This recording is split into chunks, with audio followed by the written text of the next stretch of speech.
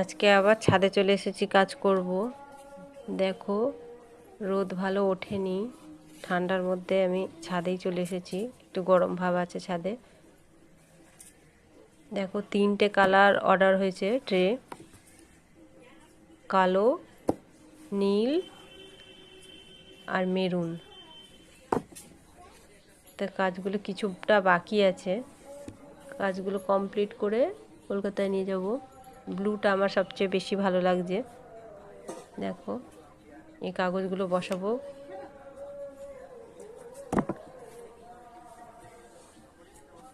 Coffee কালারটাও ভালো, সুন্দর লাগছে।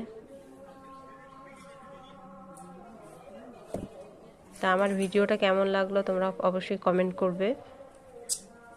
এখানেই এইটুকু বন্ধুরা, টাটা।